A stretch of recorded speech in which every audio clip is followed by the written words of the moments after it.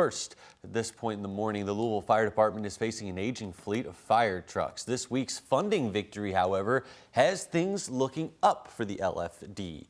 WHAS11's Ian Hardwick reports on the $6.1 million the department received for fixes and just how far that money is going to go. Yeah, this is one of our auxiliaries. This one is over 30 years old. That means this fire engine is a backup. Louisville Fire Chief Brian O'Neill is concerned too many go to the shop for repairs and never come back. We're starting to hurt on those auxiliary apparatus. So if you look at, say, one of our large fires, like the church fire on East Broadway, we had to bring in off-duty firefighters to keep manning to protect the rest of the city because we had so many resources committed on that fire. We need auxiliary apparatus so we can continue to protect the city. The chief sees trouble ahead for frontline trucks too, the type that are the first out the door. $6.1 million awarded by Metro Council Thursday night from a budget surplus is addressing the issue. About $5 million of that will buy the fire department 3 new vehicles.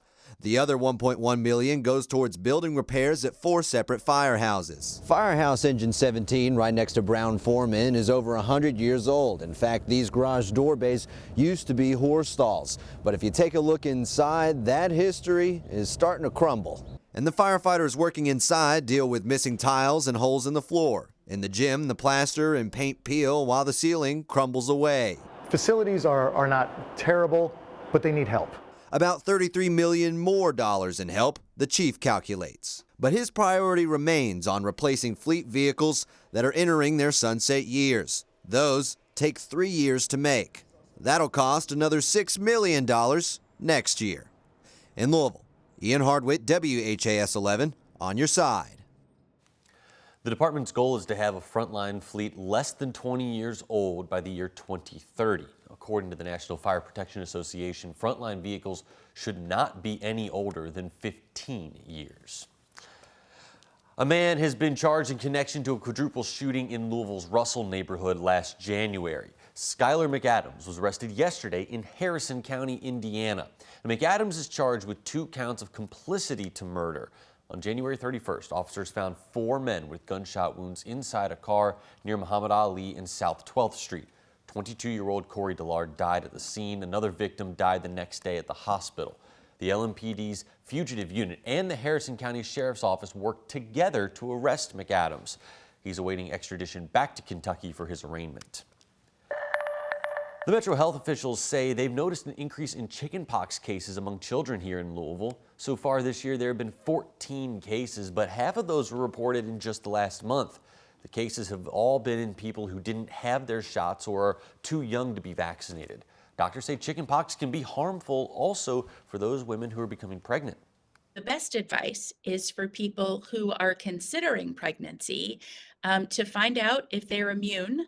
And if they're not immune, to get vaccination before pregnancy.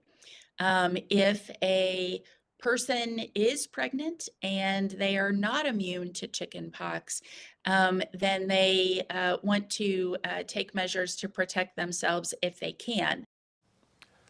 Health officials say those with chickenpox are contagious for up to 2 days before they develop a rash. Now, the disease can spread by touching someone who has a rash or who has the virus. Now, to protect yourself and your children, you should go ahead and get your chickenpox vaccines, but you should go ahead and check with your doctor first. In other health news, Senator Mitch McConnell is pushing back on a reported effort by Robert F. Kennedy Jr. to stop the polio vaccine. RFK would oversee the Food and Drug Administration if his nomination by President-elect Donald Trump is approved.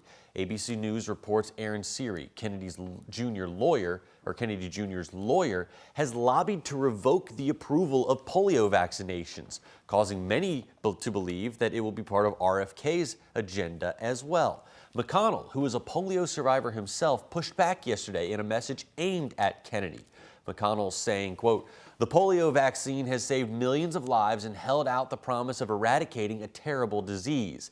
Anyone seeking the Senate's consent to serve in the incoming administration would do well to steer clear of even the appearance of association with such efforts." Now lawmakers are calling on RFK to clarify his stance on vaccines.